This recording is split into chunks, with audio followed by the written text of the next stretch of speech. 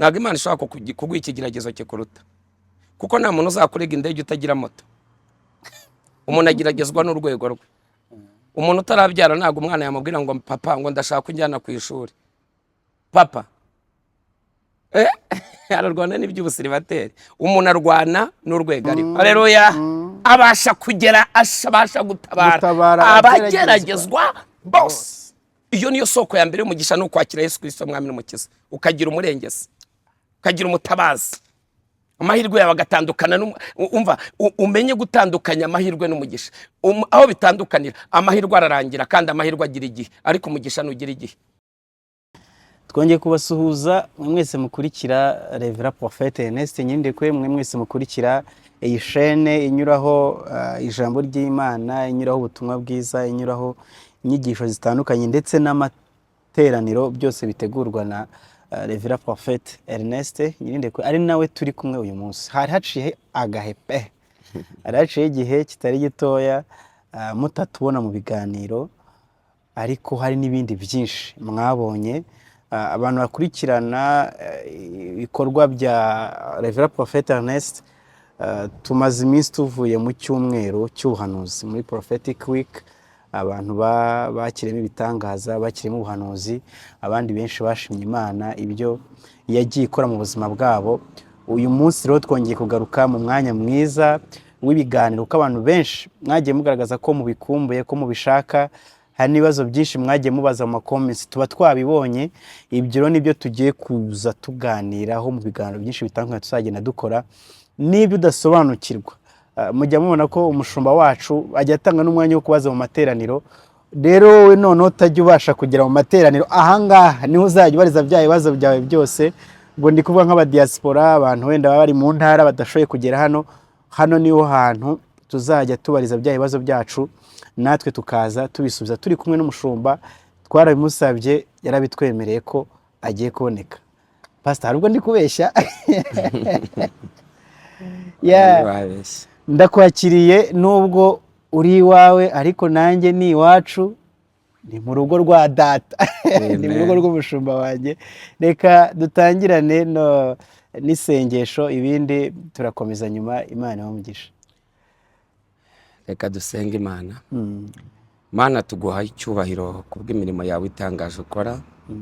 Tugushimiye kubw'agakiza waduhaye, udutangiye ikiguzi gikomeye cyane cy'amaraso wameneye ku musaraba i Golgotha. Izina rye nirihabwe icyubahiro. Ubu butumwa bwiza tugiye kugeza ku bantu uhindura ubuzima bwabo. Umuntu wese ugiye kubukurikira, wari wihebye yakire guhembuka. Waravuze ngo abarushye n'abaremerewe nimuze musange mbaruhure, kuko ndi umugwaneza kandi noroheje mu mutima. Nyembera rero uyu mwanya umuntu wese ugiye gukurikira amagambo tugiye kuvugira, ubuzima bwe buhinduke uyu munsi, mu izina rya Yesu, amen. Pastor, ndakwakiriye nubwo nakomeje mvuga ko nkwakira, ariko ndi kukwakira iwawe. Nikaze.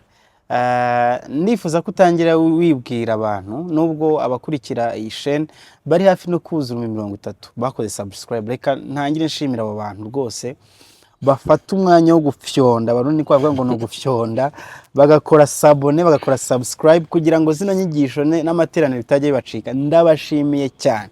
Naho dukurikiye utarabikora, uyu munsi ubikore, kugira ngo hatazajyana kimwe kizagucika mu byo tuzajya tunyuza hano, harimo n'ibyo biganiro nakomeje mvuga. Pastor, nyemera utangire wibwira abantu, nubwo abantu benshi amaze kumenya, ariko hano ushobora kudukurikiye aribwo bwa mbere. Urakoze cyane Dr. Bob. Nk'uko bivuze, nitwa Revera Prophète Ernest Nyirindekwe, ndi umushumba. Ibihagije. Icyongeyeho, ndi umugabo, ndubatse, mfite umudamu n'abana 3, ariko nkagira benshi ndera mu mwuka cyane. Urakoze. Hari akantu utavuze kandi, nyuma yo kuba umushumba cyangwa se na mbere yaho, hari ikintu gikomeye cyane abantu bakuzeho kurusha ibindi, nubwo wabivuze muri titre, ariko uri n'umuhanuzi. Nitwa Revera Prophète Ernest. Nabivuze ubwo. Abatumva icyo prophète bivuze uri umuhanuzi kandi ngewe ntabwo ari umwanya wo gutanga ubuhamya n'ingewe ikiganiro, sinshaka kuza gutwarwa n'amarangamutima cyane, ariko uri umuhanuzi, impano y'Imana ikuriho, abantu nyine ubwo babimenye ko turi kuganira n'umuhanuzi. Pastor ndakwakiriye cyane, turi buze kugana ku bintu byinshi ariko ntabwo twatangira ngo tugere kure kuko uri umushumba, ntabwo natangira ntakubajije amakuru y'intama n'amakuru y'itorero muri rusange. Umeze muti? Ya, tumeze neza, umurimo w'Imana umeze neza, turashimira Imana, nta kibazo. Turi mu mwuka, nk'uko bivuze twari turi mu masengesho y'iminsi, turi mu masengesho y'iminsi 7, n'icyumweru cy'ubuhanuzi kiba ngaruka kwezi, n'icyumweru cyiza cyane, ngira ngo abantu babonyemo ibitangaza by'Imana n'imirimo y'Imana, abantu babonye gukora kw'Imana gutangaje, wabonye ubuhamya bw'abantu benshi cyane bagiye bashima Imana, ngira ngo no kurica no bwagiye bucamo cyane. Kiriya rero ni icyumweru cy'ubuhanuzi ariko kiba kirimo n'amashimwe menshi, kuko niba tuyasenze uku kwezi gutaha aba hari amashimwe y'Imana yakoze. Ya, Imana iguhe umugisha, ndumva ari ibyo. Nibyo nengeye kubaza nkubaza ati mufite amashimwe ameze ate, angana iki, ariko nyine ubihereyeho. Ikindi ni uko muri iyi minsi muri kubatiza cyane. Ni ububyutse. Ni ububyutse. Matayo yarabivuze 28, ndetse na Mariko 16 umurongo wa 15, aravuga ngo nimugende mu bihugu byose, mubwiriza abantu ubutumwa bwiza, abazemera bakizera muzababatiza. Nuko Imana nanjye bonga Imana iho umugisha, ariko Imana ishimwe cyane ko muhagaze neza rwose mu muhamagaro. Amen. Uyu munsi tugiye kuganira ku bintu bitandukanye, ariko kimwe mu byo turuze kwibandaho tunagarukeho ni ijambo ryitwa umugisha. Tuganire ku kintu cyitwa umugisha kuko abantu benshi bakunze kubyibazaho. Hari abavuga ngo umugisha urakorerwa, abandi bavuga ngo umugisha ntukorerwa, ngo Imana yateguye n'ubundi irakiguha, ibintu nk'ibyo. Abantu bakanibaza niba hari amasoko, hari icyo umuntu yakora ngo abone umugisha, hari amoko y'imigisha. Nibyo ntitubuze kuganira, nubwo wenda kubw'impamvu z'igihe tutari buze gufata amasaha 2-3 ko byo ni birebire, ariko uyu munsi turi buze gusa nko tuvuga mu ncamake, no mu biganiro bizakurikiraho tuzagenda tugenda tudetaya, tugenda tuvuga kamwe ku kandi. Uyu munsi tugiye kuganira ku masoko y'imigisha, cyangwa se umugisha uturuka he, umuntu aba umugisha, umunyamugisha bigenze gute, biciye mu zihe nzira? Imana iguhe umugisha cyane ko uyu munsi turi kumwe n'umunyamugisha, so no kuba uriho ni umugisha. Kuko Imana niyo yakuremye ku bw'impanuka, yakuremeye imirimo myiza muri Kristo Yesu, Efeso 2:10. So tuzavuga amasoko 12 y'umugisha. Buri mugisha wose ugira isoko, tuzabisobanura kugira ngo abantu bisobanukirwe, kandi tugenda tubaha n'ibyanditse byayo kugira ngo abantu barusheho gukomeza gusobanukirwa, kuko birakwiye. Tuzavuga umugisha w'umubyeyi, uwo nawo tuzawusobanura. Tuzavuga umugisha w'umubyeyi, hagati y'isano ry'umwana n'umubyeyi. Tuvuga uwo mugisha, niba Bibiliya ivuga mu gitabo cy'Abaefeso akavuga ngo bana mwubaha ababyeyi banyu mu mwami wacu, ngo niryo tegeko ridukwiriye riri mu isezerano rishya, ngo ubahe so na nyoko kugira ngo ubone amahoro uramire mu isi. Noneho rero iryo ni ihame, iryo hame rero niryo riza rikazana umugisha. Mu yandi magambo ni nko kuvuga amahame y'umugisha. Wenda turayita amasoko kugira ngo byumvikane, kuko amahame yo ni ngombwa. Ubwami bw'Imana bwubatswe n'amahame. Bibiliya 98% ni amahame. Noneho 2% ni ibitangaza. Ari ibitangaza bibaho rwose mu buryo butunguranye, ariko ibintu byinshi cyane bibaho, ibintu byinshi cyane muri Bibiliya. Nugira gutya nukora iki uzaba uyu, nzaha umugisha abakwifuriza umugisha. Nzakugenda gutya nukora iki nzakora iki. ni amahame y'umugisha. Ni ukuvuga ngo hari amasoko, nzababwira amasoko 12 y'umugisha, ariko umugisha wa mbere uno munsi mvuga ukomeye ni umugisha wo kwakira Yesu Kristo nk'umwami n'umukiza mu bugingo bwawe. Ubwo nibwo ubonye umugisha uruta indi migisha. Niyo soko yawe, niyo soko y'umugisha. Ibindi nzagenda mbibabwira ni ya mahame tugenda twubaka. Isoko ya mbere y'umugisha ni ukwakira Yesu Kristo nk'umwami n'umukiza mu bugingo bwawe. Ibindi byo ni amahirwe. Ibindi ni amahirwe. Udafite Kristo ubaho ubuzima bw'amahirwe. Ni ya migisha yaturutse mu babyeyi, kuko byo ni amahame. Ayo ni amahame. Ariko reka mbigusobanurire. Bibiliya iravuga ngo igitabo cy'Itangiriro 12 duhereye ku murongo wa mbere, Uwiteka ategeka Aburahamu ati, uva mu gihugu cyanyu usiga umuryango wanyu n'inzu ya so, ujye mu gihugu nzakwereka. Icyo gihe ntago ari umugisha, yabaga mu bigirwamana by'iwabo kwa Setera. Umurongo wa 2 nzaguhindura ubwoko bukomeye. Wumvise? Urumva amaze guhinduka ubwoko bukomeye. Nzaguha umugisha, nzogeza izina ryawe, uzabe umugisha. Umurongo wa 3, kandi nzaha umugisha abakwifuriza umugisha, kandi uzakuvuma nzamuvuma, kandi muri wowe nimwe imiryango yo mu isi yose izahererwa umugisha. Wangurikiye? Uyu mugisha wahawe wiyumviye cyangwa yahawe atarumvira? Yumviye. Ni ukabanza ugatera intambwe, ukava ahantu, ukava mu bigirwamana, ukava mu bibi, ukava mu byaha. Hari umugisha wa mbere wo kuva mu byaha. Biravuga ngo kubaho Uwiteka nibwo bwenge, kandi kuva mu byaha niko kujijuka. Utarakira Kristo uba mu mahirwe, ntago uba mu mugisha. Uba mu mahirwe, ntago uba mu mugisha, kuko Yesu niwe mugisha. Ukiri aho ngaho pastor, hari umuntu ushobora kumva ngo uba mu mahirwe ntabwo mu mugisha, ariko atari ubasha gutandukanya ubuzima bw'amahirwe n'ubuzima bw'umugisha butandukaniye. Ni iki cyatuma umuntu yifuza buriya buzima bwo mu mugisha kurusha ubuzima bwo mu mahirwe? Cyane ko abantu bavuga yuko amahirwe, hari n'abantu bazi ko rwose umuntu ugira amahirwe ari we muntu ubayeho neza, ku buryo yakumva uri kuvuga iby'umugisha akavuga ati si umugisha ni ngombwa, kuki ntakeberaho ubuzima bw'amahirwe? Kubera icyo umuntu akeneye kubaho ubuzima bw'umugisha kuruta uko yabaho ubuzima bw'amahirwe. Umugisha wa mbere ukomeye kurusha indi yose ni uguhabwa isezerano ryo kuzaba mu bwami bw'Imana, kuzabana n'Imana iteka ryose. Wose wo mugisha ukomeye. Iryo sezerano ni isezerano rihabwa umuntu wakiriye Yesu. Yohana 1:12, icyakora bamwemeye bose bakizera izina rye, yabahaye ubushobozi bwo kuba abana b'Imana. Abo ni babyawe n'ubushake bw'umugore cyangwa se bw'umugabo, ahubwo abo babyawe n'Imana. Yohana 3:6, ikibyarwa n'umubiri ni umubiri, n'ikibyarwa n'umwuka ni umwuka. Wise ubyumva? Iyo wabyawe n'umubiri gusa rero wibereye ubuzima bw'amahirwe. Uhabwa umugisha wo mu mwuka kuko yemeye kubyarwa n'umwuka.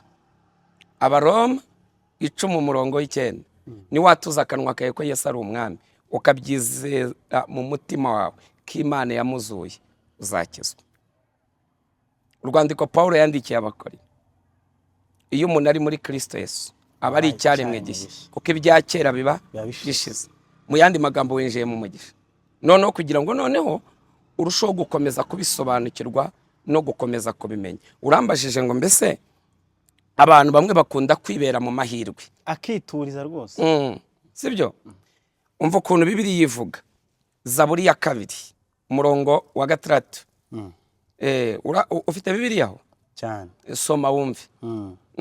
Zaburi ya 2 umurongo wa 6. Ndavuga rya tegeko. Haravuga ngo iti nije wimikiye umwami wanjye kuri Siyoni umusozi wanjye wera. Ndavuga rya tegeko Uwiteka yarambwiye ati, uri umwana wanjye, uyu munsi ndakubyaye. Nsaba nzaguha amahanga ngo abe umwandu wawe, nabo ku mpera y'isi ngo ubatware. Uzagira ute? Uzabavunaguza inkoni y'icyuma, uzabamenagura nk'ibibumbano. Noneho mu bwami bwawe, noneho mwabami mwe. wanyumvise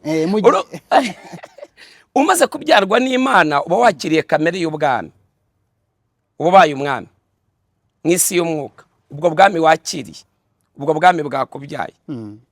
noneho reka nihute kugira ngo ibi bintu bashe kubyumva neza. soma Imigani 10:22. Imigani 10:22. amahirwe ararangira ariko umugisha nurangira. Yego. umenye gutandukanya amahirwe n'umugisha. ahubwo iyo wari usanzwe wibera mu buzima bw'amahirwe ukakira Yesu, none uhabwa icyo bita amahirwe yomatanye n'umugisha. Haleluya. amahirwe yomatanye n'umugisha. icyo gihe rero ni wa muntu uvuga ngo yarahiriwe muri byose, nta dukaranda uburwana nabyo, ya migozi bya uretse ko imaze no kwakira Yesu akubahora. ngaho tugenda. Imigani igice cya 10:22 haravuga ngo umugisha Uwiteka atanga, umugisha Uwiteka atanga uvuye ku Uwiteka. ni umugisha uvuye ku Mana, si uvuye ku bantu. umugisha Uwiteka atanga uzana iki? Uzana ubukire. uzana ubukire kandi nta mubabaro yongeraho. nta mubabaro yongeraho. sibyo? urabizi umuntu ejo aguha ikintu ejo akagucyurira, ntabwo ubizi? wamusuzugura kamere umuntu akahita agaruka ati yatangira yari kwiga. Imana yari wumva ari umuntu icyurira. ayo ni amahirwe nyine. wagize amahirwe arakwishyurira ari mu mwuka mwiza ameze neza. mu yindi minsi utabikurikije uko yabigiraga aragucyura, ariko Imana yo ntabwo ijya iducyurira. ni umugisha Uwiteka atanga uzana ubukire, nta mubabaro yongeraho. ni umugisha nyine wamaze guhinduka icyo bita isoko y'umugisha. kwakira Yesu Kristo w'umwami n'umukiza, ugakurikiza amahame n'amabwiriza, iyo niyo soko ya mbere. Pastor, utume nibaza byinshi. utume nibaza byinshi ko uyu murongo uri buza n'ibibazo byinshi, kuko uyu mugisha abakristo bose barawufite. Yego. ariko nuvuga kuri kano kantu k'ubukire, abantu benshi bari bwibaza ibintu byinshi bitandukanye. ubu bukire ni ubukire bumeze bute? ni ubukire bw'ibifatika? ni bwa bukire tuvuga ngo nubwo mu mutima? ni ubukire bwo kuko nitureba realite y'ibihari kuri tele y'ibigaragara y'ibifatika, ntago abakristo ari bo miliyoneri dufite mu isi. nubwo bamwe mu basobanukiwe aya mahame, mbe nk'uwisubizaho gato ariko n'ubundi uri bubisubize, mu basobanukiwe aya mahame barakira, abayumvira barakira. ariko se ubu bukire, uyu mugisha Uwiteka atanga uzana ubukire, ubwo bukire ni ubuhe? ni umugisha umeze ute? Bibiliya yavuze ko ari umugisha uzana ubukire utongerwaho umubabaro. ubwabyo ukimara kwakira Yesu Kristo umwami n'umukiza, uburokotse urupfu rwa kabiri, uzanye ubukire. ubwo si ubukire bwa mbere. Yego. wibuke ko tuzaganira amasoko 12 y'umugisha. ubu twahereye kubanza gukiza roho. mbere yo kugira ngo tubanze dukize umubiri wawe uhahira, ariko ubugingo buhoraho ni wabuhahira. kugira ngo wakire ubugingo buhoraho no kwakira uyu mugisha, ni ukwizera Yesu Kristo nk'umwami n'umukiza mu bugingo bwawe, ukabyatuza akanwa. uwo ni wo mugisha wa mbere Uwiteka atanga uzana ubukire utongerwaho umubabaro. ubwo se nukiza urupfu? kabaye. Salomo yaravuze ngo ubutunzi ntacyo bumara ku munsi w'uburakari, ariko gukiranuka kudukiza urupfu. Haleluya. ngiye abakiranutsi babaye benshi mu mudugudu n'iki byose bawukiza ibyago n'ibindi. ariko gisoma usome Yesaya 3:10. nimuvuge ko abakiranutsi bazagubwa neza, kuko bazatungwa n'imirimo y'amaboko yabo. Haleluya. umugisha Uwiteka atanga uzana ubukire, nta mubabaro yongeraho. ubwo ni ukuvuga ngo abantu bashaka kuzamenya bino bintu byose, nuko iki cyiciro iyi soko ya mbere bagomba kubanza bakayumva. kuko kwakira Kristo umwami n'umukiza, ikintu cya mbere bizana biguhesha ubwenegihugu bw'ijuru. wari usanzwe witwa Bob Sumayiri, uvuka kwa kanaka cyane. icyo gihe rero iyo upfuye utakiriye Yesu ni icyo gisekuru. ariko iyo wakiriye Kristo umwami n'umukiza, uba wakira igisekuru gishya, uhindutse icyaremwe gishya. hari ikindi gisekuru warekeye aho ngaho. ni ukuvuga ngo urokotse icyaha cya Adamu wa mbere, wakiriye gukiranuka kwa Adamu wa kabiri, ari wa Adamu wa nyuma, nawe undi uzamukurikira. Haleluya. wose umugisha. hari umugisha urutu n'ubukire. Yesu yaravuze ngo unyizera nawe yarabapfuye umunsi umwe azongera abeho. none se utamwizera azaba hati? utamwizera azaba hati umuntu unyizera nawe yaba yarapfuye azongera umunsi umwe azongera abeho. N'umwizera umunsi umwe azongera agira ati abeho, umunsi umwe azongera abeho. Afite ibyiringiro by'umunsi, afite n'iby'ejo hazaza. Uko niko gukira kwa mbere rero. Ubutunzi ntacyo bumara, ni Salomo bivuze, ubutunzi ntacyo bumara ku munsi w'uburakari, ariko gukiranuka kudukiza urupfu. Gukiranuka Pawulo yaravuze ngo iyo ataza kuzuka ubutumwa tuvuga bwari kuba bupfuye ubusa. twakwiye dusenga umuntu wipfiriye. Yes. Uwo ni wo mugisha wa mbere. Umugisha wa mbere ni ukwakira Yesu. Abrahamu umunsi yatandukanaga yavaga mu bigirwamana by'iwabo kwa Setera, nibwo isoko y'umugisha yabomotse.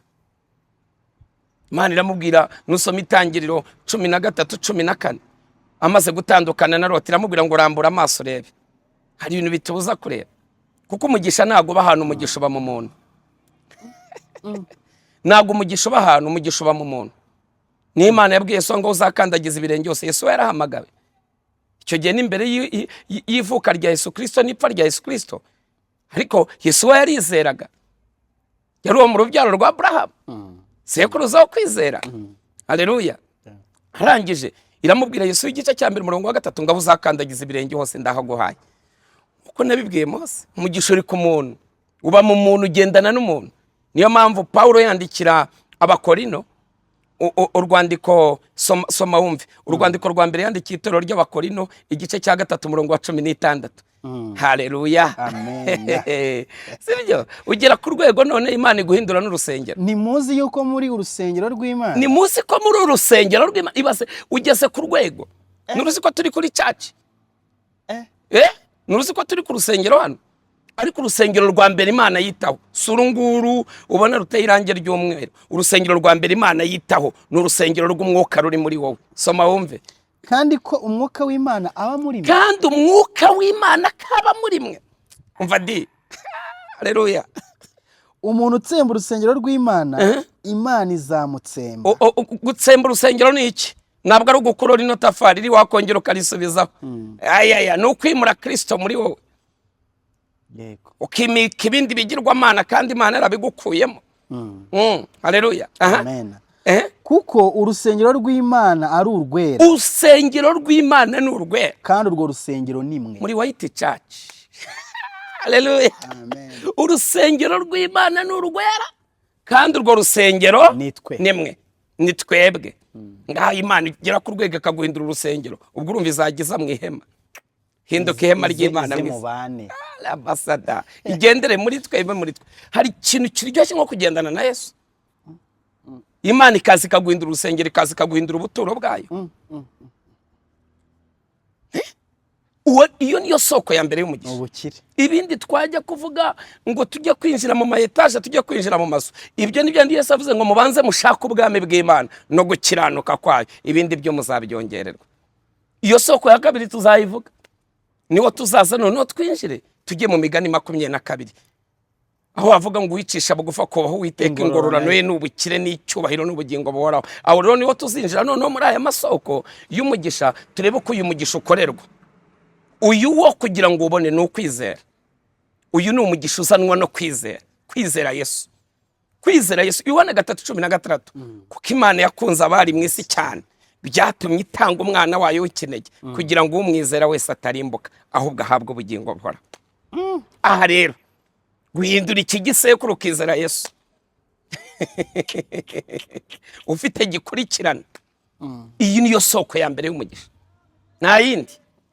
Izindi 11 zigiye zisigaye nzazibasomera, nzazibabwira. Aho ni wandi tuzinjira uko umuntu akora agahirwa. Ibyo uvuga ngo na miliyone ngo hari umukristo, igihe kiraje turimo turiyambura inyigisho z'abakoroni. Twakiriye Yesu w'umukire. Z'ubucakara. Izi nyigisho rero umunsi umuntu wese yamaze kuzumva azahita yitandukanya n'ibintu byose byari bimuremereye. Ngwiki none se Bibiliya iragaragaza abaherwe? Twe turagendera kuri Bibiliya. Kandi Bibiliya 99% ibyo barimo n'abantu. Usome Salomo yari umukire, nta mukire urabaho ku isi umeze nka Salomo. Niyo yakoreraga Imana, so umugisha Imana yamuhaye. Ariko kanunga gasumba utundi tununga. tuganire. Usoma Itangiriro 20:22.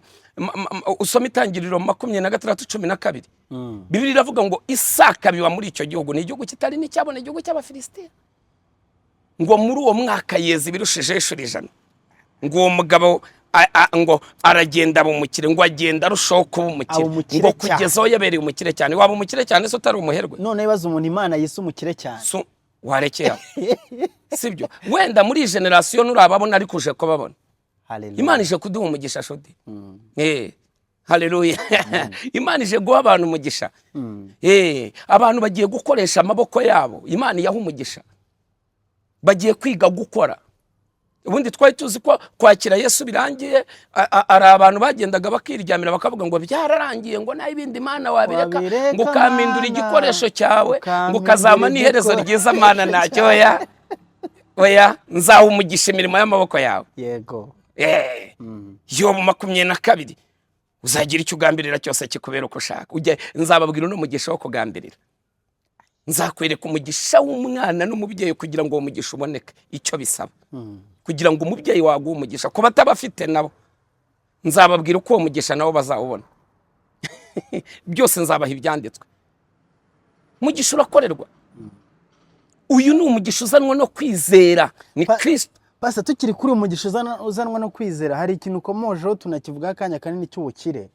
Abantu bakunze cyane kumva z'inyigisho z'ubukire, izo mu cyanya twita ngo ni prosperity gospel, bagahita babyitiranya n'inyigisho ngo zitari ubutumwa bwiza. Hakaba hari n'abazivuga nabi, n'abazihunza, n'abazitabutsa akavuga ati ibyo ntibikwiye. Ariko hari uburyo ubivuzemo, uvuga yuko ubukire bwose butangirwa no kwizera Kristo cyane, aribwo bukire bwa mbere, niyo fondasiyo. Iyo turi kuvuga buno bukire bwo kwizera Kristo, buhurira he? Nubwo wenda nsa nkaho nkwinjije mu yandi masoko tuzavuga, ibyo bintu uri kuvuga bihurira he n'ibifatika cyangwa se n'ibindi byose tubona mu zaso, cyangwa se na bwa butumwa bavuga yuko abigisha bamwe mubwiriza iby'ubutunzi n'ibifatika? Urakoze. Nuko waba ufite inka zikamwa warangiza ukajya gusaba amata mu baturanyi. Ndimo ndakubaza, nuri umwana w'Imana? Inkoko ibyara iki? Indi nkoko. Ihene ibyara iki? Indi hene. Intama ibyara iki? Indi ntama. Umuntu abyara iki? Umuntu. Umwami abyara iki? Umwami. Mbwira umwami ukennye muri iyi si. Imana ni umwami. Ngaho muri comment mujyemo, Imana irakennye? Imana ni umukene? Kandi biri mu isi byose ari ibyayo. Isi n'ijuru biyuzuye byose n'iby'Uwiteka. Mwese Imana irakennye? Imana irakiza. Ahubwo ubutumwa twabutwaye nabi. Mwakiriye inyigisho zibayobya zibabuza gukora. Ntabwo ari byo. Tugomba gukora, Imana ikaduha umugisha. Ugomba gukora, Imana soma Zaburi ya mbere. Hahirwa umuntu udakurikiza imigambi y'ababi. Wumvise iryo jambo? Nahagarare mu nzira y'abanyabyaha, mwiyicarane n'abakobanyi, ahubwo amategeko y'Uwiteka akaba ariyo yibwira ku manywa na nijoro, ngo wazahwana n'igiti cyatewe hafi y'umugezi, cyera imbuto mu gihe cyacyo, amababi yacyo ntago yuma. Uwicyo azakora cyose kizamubera cyiza. Ihame rigihora ryumva ni ugukora. Iyo niyo yasoko rero tuzavuga amasoko menshi. Ntabwo gukena ari umurage uva ku Mana, ni umuvumo uva kuri Satani. Gukira ni isezerano. Gukira ni umurage uva ku Mana, dukorera Imana. Ni iki gituma mu nyigisho se Kristo yatanze? Kuko kino kintu abantu bashaka kuza kukibaza muri comment, reka nkibabarize. Yagaragaje abakire n'abatunzi ko bigoye kwinjira mu bwami bw'Imana. Niye password cyo niwe mutego uri manga muri ubwo butunzi n'ubwo bukire turi kuvuga buzatuma uyu muntu kwinjira mu bwami bw'Imana, ngo biri bumere nk'ingamiya, niba ari ingamiya sinibuka ijambo neza yakoresheje, ngiri kwinjira mu rushishi, mu ijisho ry'urushinge. Biri guterwa n'iki? Kubera iki? Ndagusubirisha icyanditswe. Kundisha Imana umutima wawe wose n'ubwenge bwawe bwose n'imbaraga zawe zose. Ikintu kibaye ni iki? Nukundisha Imana ibyo bintu bitatu, ntabwo uzaramya ubutunzi. Ubutunzi buradutunga ariko ntituburamya. Uzi umutunzi utazinjira mu bwami bw'Imana ni wa wundi utaramya Imana ahubwo uramya ubutunzi. urabizi hari abantu bahakana Imana, yego, sibyo? Bahakana Imana, yareba amafaranga afite, yareba ibyo afite, yareba ibiki akahita avuga ati reka Imana nayibaho. Icyo gihe arimo araramya iki? Imana. Ntabwo arimo aramya Imana, arimo araramya ubutunzi. Gera ku rwego rero ibyo bintu byose bishyira hasi umere nka Dawidi. Dawidi yari umwami, atambira Uwiteka Imana umwiterurago. Haleluya.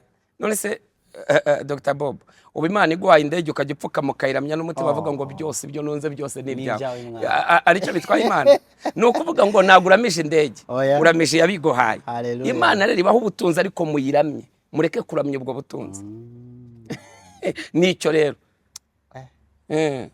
wireba ubutunzi, reba Imana, tubukorere budutunga, ariko twebwe haleluya nibo tugira imbata, turi inama za Kristo, turi abana b'Imana. Kubera iki duhinduka imbata z'ubutunzi? Twe ntabwo turi imbata, turi abami n'abatambyi. Usome Ibyahishuwe igice cya 5 urabyumva neza, yaduhinduye abami n'abatambyi. None ngaho mbwira umwami ukennye wabuze akawunga nawe nine ibyanditswe babitwaye nabi, baradukenesheje. Ni twebwe, ni inyigisho mbi, ni umwuka w'ubucakara no gukoroniza. Uwo mwuka rero ugomba kuwiyambura. Twari turi ku kintu cyo gutandukanya umugisha n'amahirwe, kugira ngo n'abantu baze kwifuza uyu mugisha ubonerwa muri Kristo, baze kuba bazi ubuzima binjiyemo, baze kuba bazi icyo bakiriye muri bo. Ariko dusa nkaho tugana ku musozo, n'ubundi nicyo nshaka kubaza, umuntu wakiriye Kristo, akenshi dukunze kubwira abantu, n'inyigisho zagiye zibwirizwa zibwira abantu ko kwakira Kristo ari umugisha, kwakira Kristo ni amahirwe, n'ibyo byose ni ubutunzi n'ubukire nk'uko turi kubisobanura. Ariko umuntu yageramo akabona bya bintu siko bise bigenda, wa mugisha wo kwizera yawakiriye, ariko realite y'ubuzima ibintu atangiye guhura nabyo, cyangwa se n'ibyo ari guhura nabyo bibigeragezo bisimburana, tubyita ibigeragezo cyangwa se intambara umukristo ahurira nazo mu rugendo. Uyu mugisha cyangwa se ibi bigeragezo n'izi ntambara umuntu ahura nazo ntibiri buze kutwibagiza wa mugisha turi kuvuga, cyangwa na bwa bukene n'ubwa butunzi turi kuvuga? Nese Dr. Bob, hari umuntu winjira muri Yesu akamubuza gukora? Hawe. None se ibigeragezo byo ni ngombwa ku bantu bizera, kuko itsinzi yose iva mu ntambara. Erega rino joro tujyamo Satani yarihozemo, ararizi. Nyine azazana amakuba n'ibyago, biravuga ngo amakuba n'ibyago bihiga umukiranutsi n'ibyishi, ariko Uwiteka amukiza muri byose. Azazana nyine ibyo bigeragezo akubwire ngo reka mwibagize, kugira ngo kiriya gihugu nabayemo atazakijyamo. Ibyiza yasizemo arabizi ko umunsi wabigezemo nawe uzabona ubwiza bwabyo. Niyo mpamvu rero aguteza ibibazo n'ibigerageza, agakubita akavuga ati reka, akaguteza ubukene ukavuga ati ninjiye mu nyatsi. Ntabwo winjiye mu nyatsi, winjiye mu butunzi. Iyo wamaze kubisobanukirwa rero ukiga ijambo ry'Imana neza, biravuga ngo murwanye Satani nawe azagira gute? Azabaho. Noneho icyo nagufasha, ndagusomera ibyanditswe 2 nkubwire ko ibigeragezo bitazigera bigira ikintu bigutwara, bigusobanurire. Ntabwo Imana ishobora kuguha ikigeragezo kikuruta, kuko nta muntu uzakurega indege utagira moto. Umuntu ageragezwa n'urwego rwe. Umuntu utarabyara ntabwo umwana yamubwira ngo papa ngo ndashaka kujyana ku ishuri. Papa ararwana n'iby'ubusiribateri. Umuntu arwana n'urwego ariho. Banza usome igitabo, urwandiko Pawulo yandikiye Abakorino, igice cyaho Abakorino ba mbere, igice cyaho cya 10 umurongo wa 13, wumve ko Imana idashobora kukugerageza bikuruta. Ikindi kintu abantu bagukunda bakurikiye inyigisho zacu ngo nuko, cyangwa se n'inyigisho zawe ngo nuko ibintu byose uvuga bifite reference cyangwa se ishakiro mu ijambo ry'Imana. Kuba ari ukugira ngo nagire ibindi bintu mbazwe nyuma, cyangwa wiyongereraho. Oya cyane niyongereraho. Nibyo ngibyo nyine, genda ubaze Bibiliya, sinjye wabyanditse. Niba wizerera mu byanditswe, ntabwo ibintu tuvuga ari amarangamutima yacu, tuvuga ibyanditswe byera. Ngaho soma. Pawulo yarabandikiye ngo ku wa 13 ngo nta kigeragezo kibasha kubageraho kitari rusange mu bantu. Wanyumvise bose bibarimo. Ubwo nta gishya se? Usoma wumve ni rusange. Ibikuriho buri wamvuganye na reka mbwiye nureba. Ubu kinimo kikugerageza nuganira n'uriya museribateri urimo dukamera. Nawe urasanga afite ikindi ni rusange. Bose bigeragezo birahari. Ubu nanjye tuganira wasanga ari ibyo afite. Ariko ntago bizanyica. Oye karacitse pastor. Wakacitse gate ndi mwisi. Usomeyeho bo 7. Turi mwisi dufashe igihe mu ntambara. Arega Nesa aravuga ngo kandi Imana niyo kwizerwa kuko itazabakundira kugeragezwa ibiruti byo mushobora. Yego kuko hamwe n'ikibagerageza izabacira akazi. Soma kugira ngo mubone uko mubasha. Soma hamwe n'ikigira gute? Soma neza. Hamwe n'ikibagerageza izabacira kanzu. Izabacira kanzu. Kugira ngo mubasha kugira gute? Akanzu ni akanzu nakayira nyine usohokamo. Umuntu asohokera ahantu gutya. Urabona uri mu nzi hiye. Wabuzana utobore rubona igiye gushya. Ukabona karo kameze nk'akadirishya ukuntu gahita winyajyamo. Kuko Imana irindi ijambo. Izatobora wenda izacama akantu kameze nk'akadirishya usohoke. Niyo mpamvu Yosefu yabonye atoborera. Ariruka mu bibagerageza. Kugira ngo adasambana. Kuko ni yari yabigambiriye. La kasikiri boniste. Ngo kugira ngo mubashe kugira ngo mubashe kukihanganira. Ngaho none wumva bosi wacu Yesu Kristo ari we turimo tuvuga mwenyewe. Soma Abaheburayo 2:18. Abaheburayo 2. 18. Bakurikira ibikurikiye. Ariko noneho nushaka kumva inyigisho izakurikira uzabanze wumva ya mbere. Oya yabatarutse wabutarutse yabifatiye hagati. Yes, tugende. Kuko ubwo yababajwe no kugeragezwa ubwe Yesu abasha no gutabara abageragezwa bose. Abagufi, abarebare, abantu bageragezwa bose. Umuntu wese ugeragezwa kuko ubw'ikigeragezo cyose arakizi. We aranarenze kuko we yanageragejwe n'icyo rupfu. Mu yandi magambo Yesu araturenze kubigeragezo. Noneho twebwe hari nibyo tugeragezwa ari ingaruka z'amahitamo yacu n'ibyo twakoze. Noneho we nta cyaha yigeze akora. Niwo Bosco Nshuti yarimye ngo utarigeze kumenya icyaha Imana yamuhinduye icyaha ku bwacu.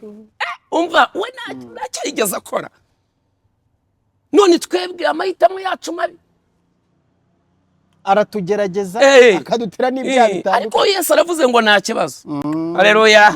Abasha kugera abasha gutabara abageragezwa bose. Iyo niyo soko ya mbere y'umugisha no kwakira Yesu Kristo mwami n'umukiza. Ukagira umurengezi. Ukagira umutabazi. Amahirwe yawe agatandukana. Umva umenye gutandukanya amahirwe n'umugisha. Aho bitandukanira amahirwe ararangira kandi amahirwe agira igihe ariko umugisha nugira igihe. Niwo Dawidi yavuze ngo ineza yawe izanyuma mu minsi yanjye yose nyiriho. Niwe yavugiye muri Zaburi ya 23 ngo Uwiteka niwe mwungeri wanjye sinzakena. Ole yakatisi.